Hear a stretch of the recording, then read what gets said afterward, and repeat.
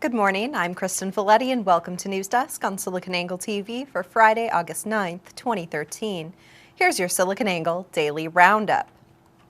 Just in time for the school year, Box, the company most known for their cloud storage services, will be stepping up its game in the education space with the launch of some new tools specifically designed for students. Among the new additions are the inclusion of results from Crocodoc, partnerships with Canvas Learning, and a new series of OneCloud educational apps. 6 partners have signed up with OneCloud, enabling students, teachers, and parents to have files stored in a central place and to aid in sharing interactive lessons. General Manager of Enterprise at Box, Whitney Book, discussed the company's shift in focus on education, saying, "Future success for students and educators will be dependent on how well we integrate technology into our modern learning environments." In May, Box acquired Crocodoc with the intent of integrating the service's HTML5-based document viewing technology with their own. The results of the merger have led to today's product launch, which is likely to gain even more use thanks to partnerships with Blackboard, Haiku Learning, and several more learning management systems. With the new tools Box is announcing today, the belief is that both students and educators will have more accessibility to the cloud storage service and use it to enhance learning in the classroom. In other tech education news, Google Play Books for iOS got an update today that adds support for both rental books and textbooks. Books can be rented or purchased on the website and then accessed through the app itself. In addition to support for textbooks, the Google Play Books update will also bring highlighting and note-taking to aid students in the studying process. Cord-cutting millennials will soon have a new way to quench their thirst for 90s nostalgia, thanks to a new round-the-clock music app on Apple TV created by Vivo. The partnership with Apple TV means that Vivo TV will be able to sell ads made specifically for television. And with companies like Adidas, McDonald's, and Red Bull already advertising on Vivo's online page, there should be no shortage of sponsors ready to support the project. Previously, users had to search for individual videos to watch them on Vivo. But in March, the site launched Vivo TV as an alternative way to discover music videos on the platform. For Apple, the deal widens their growing channel lineup for Apple TV, which recently added HBO Go and ESPN.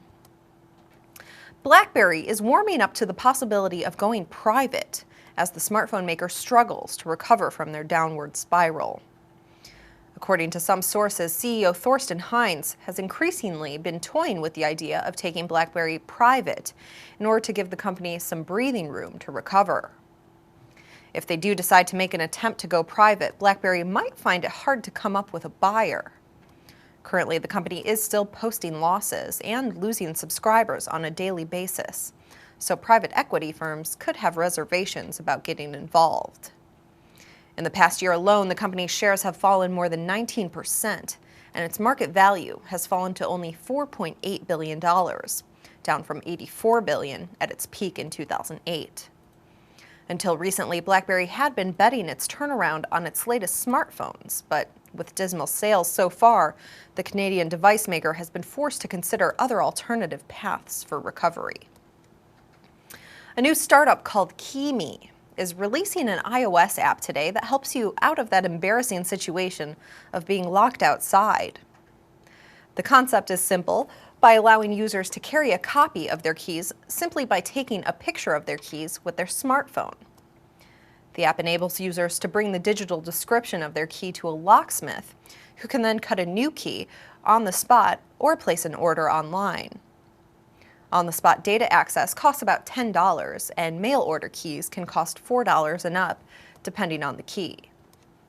Kimi CEO Greg Marsh gave his comments on the app, saying, "There's actually very little information required to copy a key, but there's never been a way for people to pull that information off their key and store it and retrieve it. In order to replicate a key, a locksmith needs to know the key type, that is, which blank key to pull off the wall, and the code, which specifies the depth of the notches along the key shaft."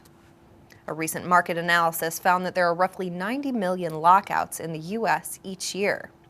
Kimi hopes they found the master key to that problem. Most of us know the stress that comes with parking downtown in a city. And a new update from ParkMe will now offer motorists real-time street parking information to help aid in finding the perfect parking spot. The service works by giving you the price and likely availability of metered locations. Current coverage areas include San Francisco, Los Angeles, Austin, and a few other cities, but it's likely that the service will offer more locations as time goes on. The feature has already been available for iOS, but the app's addition in the Android market will serve as a handy tool for the millions using Android phones. And after you've found a great parking spot, check out the smaller mom-and-pop shops, which are now featured on Google Maps. A recent update to the app adds ad support for local businesses, helping their name compete with the big box stores. Users can follow the links to get discounts and simply learn more about the neighborhood. Trace, a new monitoring device for action sport enthusiasts, aims to catch data on every flip, twist, and landing. People who enjoy running and biking have been able to analyze their sessions for years now, but now Trace aims to bring the service to more sports so athletes can trace their performance and rank themselves against other users. The sensor is a small device that attaches to the bottom of a skateboard or to the top of a surfboard, or on a helmet if you prefer, and captures motion data using inertial sensors and GPS. Specifically, it contains 9 axis sensors, advanced multi-hertz GPS, Bluetooth 4.0, plus its own processor. Action sports athletes often feel isolated when doing tricks in small groups, but they can now share their sessions with the world and compete on leaderboards. The game just got a little more interesting. Bedit, the Finnish company known for their medical sleep trackers, is using their expertise to tap into a wider market with a consumer-friendly sleep tracker that will cost as little as $150. The thin film sensor is placed on your mattress, and from there it can send data back to your smartphone, letting you know when you've been snoring or when you've fallen into a deep sleep. The sleep monitor is so sensitive that it can even measure a person's heart rate through the sheets. Bedit hopes to get the sensor off the ground with an Indiegogo campaign targeted to raise $80,000 by November. The company's CEO commented on the technology, saying, "We have been focused on basic monitoring in hospitals with tracking heart rate and breathing without touching the patient. Now the next piece is to bring this technology in the form of a consumer mobile app to market." And that's your SiliconANGLE Daily Roundup for Friday, August 9th, 2013. For continuous coverage on tech innovation and daily breaking analysis, join us back Monday morning beginning at 8:30 a.m. Central here at News Desk on SiliconANGLE TV.